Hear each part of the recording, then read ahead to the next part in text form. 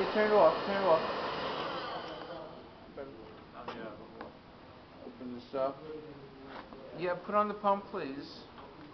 Wait, not the pump. Sometimes we can bleed it part way when it's still off. In other words, see, at least bleed the line to here. So there's not much pressure. Right. Okay, we'll try it again. If mine not staying there in line of fire. Don't worry, I get burned once, I don't worry. No, no, really, it's so dangerous. It's in front of you. I'm just trying to get nervous. Okay, try it.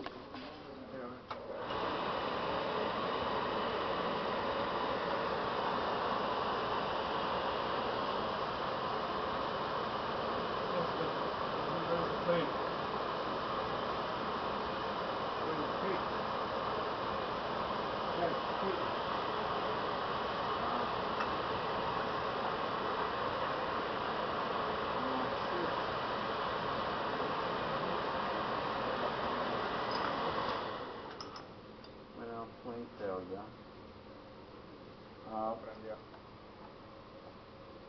This is open, the pump is... Yeah, nice.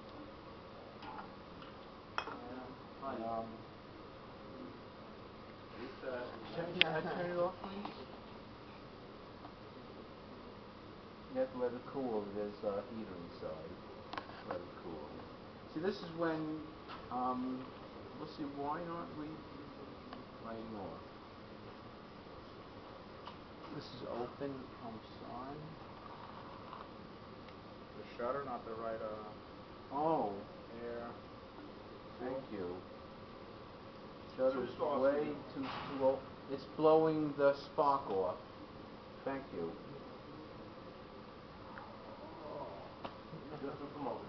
Yeah.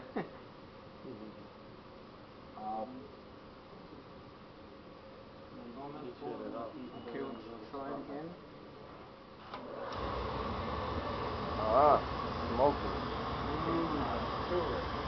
I could see that it was spilling oil in that time, so not too bad. For one shut off, not too bad. But usually when it's under pressure, this is really quite a strong spray. What's 100 psi now?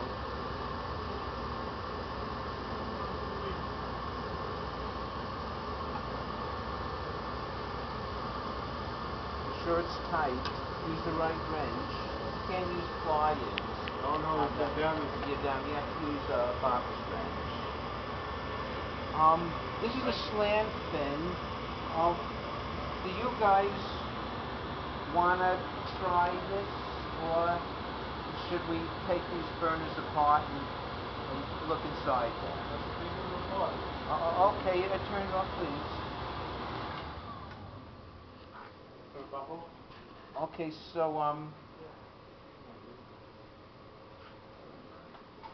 can I talk it to my tools, please?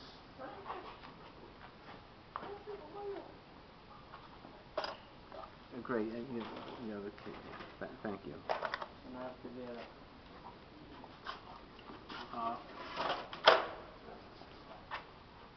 It's off. Actually, you want the oil off? Yeah, please, yeah.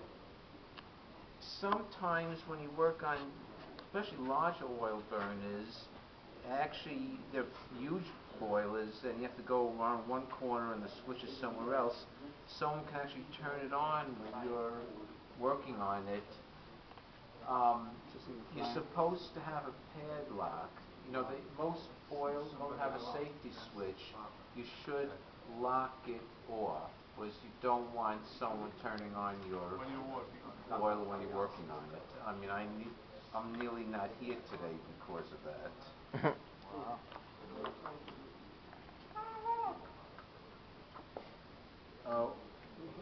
Usually the first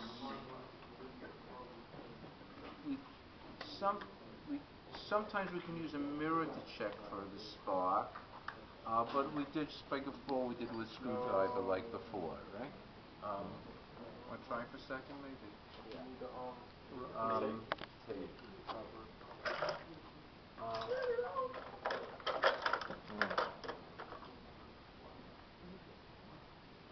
This transformer is probably good. No, yo te digo. Remember, only a second. Long enough. That transformer is good. Because, I think it's good. See, transformers, you talk about thousands of windings of this almost hair-like filament, and sometimes on dry days it feels good, and on wet days it doesn't feel good. Like certain cars don't start in cold weather. Especially in school. Yeah, so it can be a funny thing. Now we should turn off the oil. Should we have to turn off the oil? And we get I think a 7/16 open-end wrench. And we'll take out the nozzle assembly.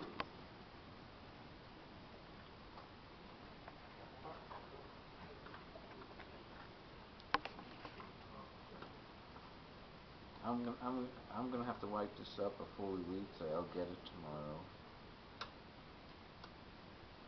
You're in trouble, huh? Oh yeah. Some rocks.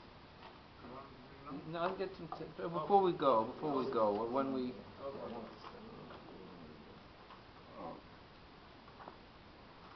On the Carlin, it's a little tricky taking out the nozzle assembly.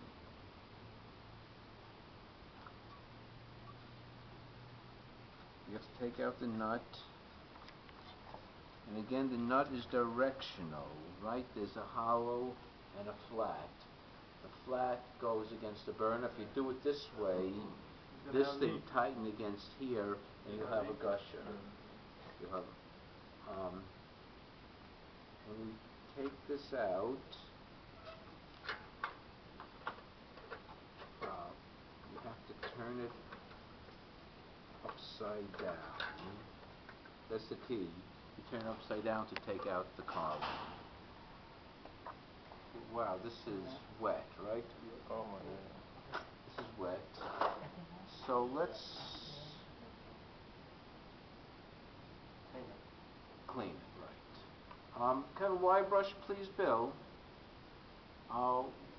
We take out. We'll reset the electrodes. Wait, he's like...